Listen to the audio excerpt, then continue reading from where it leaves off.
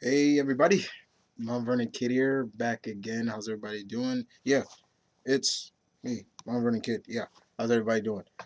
Uh, back. I apologize for the lateness for this, but I wanted to really let the episode of Supergirl, which we're going to talk about, kind of invest into me brain for a while, for a day or two.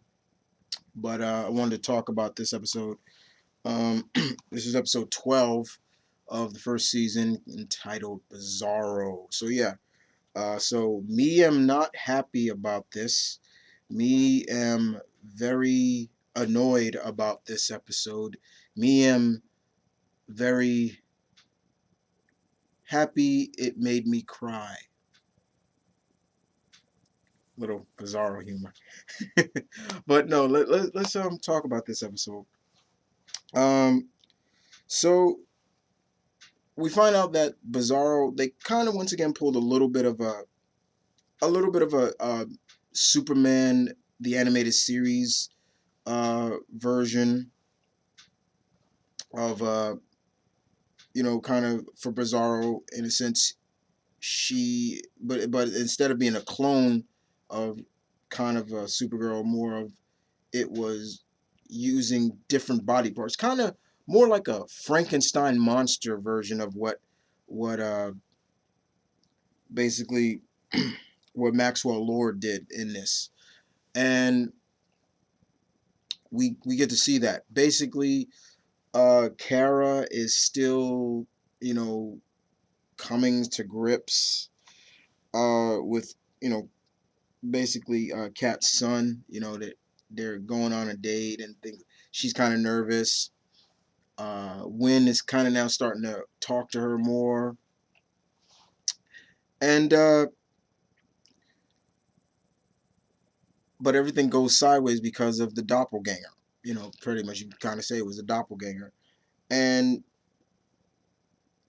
while the two are fighting at times, you the doppelganger, she is really confused because Maxwell Lord is filling her head with all this like she's the bad guy, but her doppelganger actually sees Kara save a group.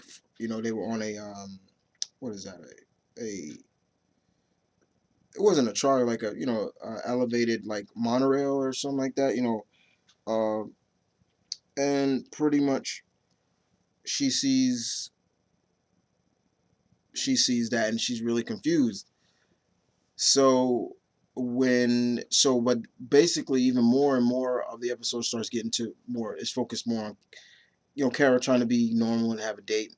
But then bam, she gets kidnapped by Bizarro or her doppelganger, and it literally clearly shows that she knows who Kara truly is, thanks to Maxwell Lord once again. And that plays up a lot in this episode too. Is like now we're starting to see the ramifications of Maxwell Lord putting that little miniature camera on Alex's bag, and really knowing that Alex is not an FBI agent, doesn't know really what organization she works for, but it really starts to play up that. And there's some great scenes with the two using heat vision together. I thought those were really great scenes. And then we get to see that while Kara could use freeze breath, the doppelganger, she uses like flame breath, like she blows fire out her mouth, which was kind of interesting too. Um, when the team, Alex and Hank, start coming up with ideas and maybe using, basically to stop her, they think, okay, so she's kind of just like you, so we'll use kryptonite on her. Unfortunately, doesn't go right, and we start to see her kind of look more like how what we saw Hank saw her look like, kind of with the black eyes, but her skin becomes very pale, like, and she doesn't look very much like Miss Bioness anymore. Like Miss, I think that was about it. The other girl takes over, and it just made her stronger, and strong enough that she started to kidnap people that Kara loves or cares about, and even still, Kara has to break up with with Kat's son, because she can't risk people getting hurt and getting caught and in danger. The typical hero routine that most of us come to know about these heroes. You you you basically you fly this life. There's going to be some consequences, some sacrifices going to have to be made. And we get a kind of a good scene between Kara and Jimmy, but she kind of pushes him away in a sense. It wasn't meant to be harmful, but it was just she just needs to be by herself, and more she's trying to protect him. And we do get to see more of, like, does Jimmy, does he truly love her, or is it more of like, is he playing the fool of thinking like, okay, he's with Lana, uh, but he's really in love with someone else. And even Wynn's starting to see that. He notices it. So when Bizarro basically kidnaps James, Jimmy, that's when it comes a race against time to save him. And once again, there's a good scene between the two girls with that. But this, even when they arrested Maxwell Lord, like, Alex, I give Alex a lot of credit. She came in there and was like showing her guns, like, look, yeah, you don't know what organization, but we can just put you away in a box and you never be seen again, because in a sense we don't exist.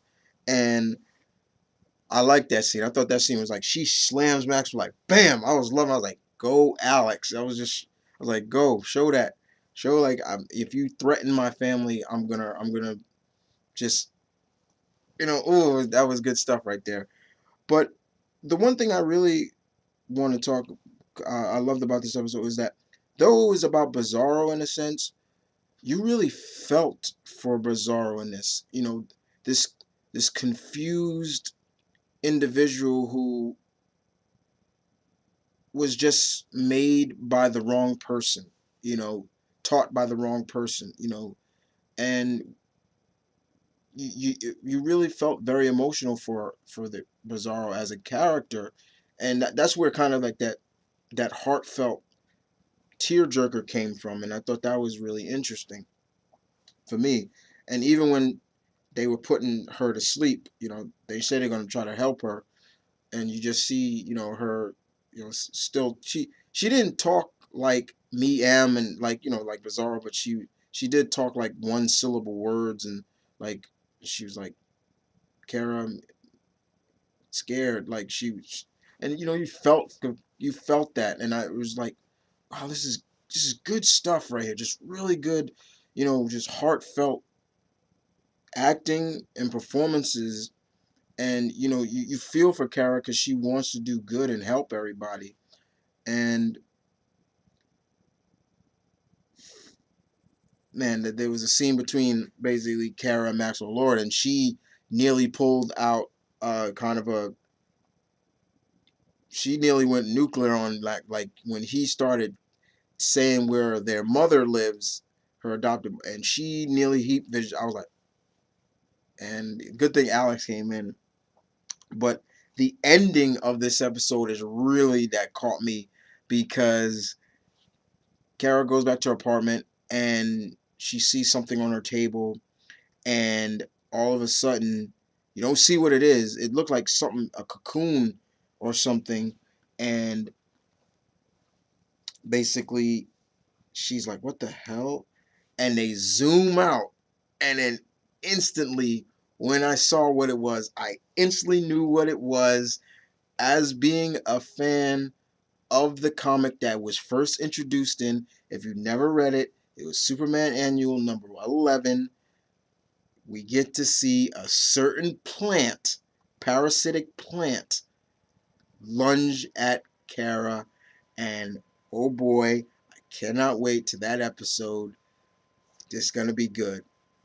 But other than that, yeah, this was a very good episode. Another solid, good episode. You didn't root for the villain, but you didn't hate the villain, and you didn't really root too much for the hero as well, because it was like they were on equal grounds, in my opinion. this was a really solid episode. The episodes now have been very solid, and I'm loving what has been going on with this series so far. The visual effects are getting better. The drama is always there. The acting is just there. It's just clicking now. It's really starting to find its niche, and that, my friends, is what I'm loving. But other than that, guys, you guys tell me what you thought of episode 12 of Supergirl, entitled Bizarro. And I will see you guys next time with another episode, which airs next week, called The Girl Who, just want to make sure I get it right. The Girl Who Has Everything. Once again, a play off of Superman Annual number 11. Other than that, guys, this is Mount Vernon Kid. Yeah, Mount Vernon Kid. Thanks again, Blue Goblin. And I will see you guys next time. Take care.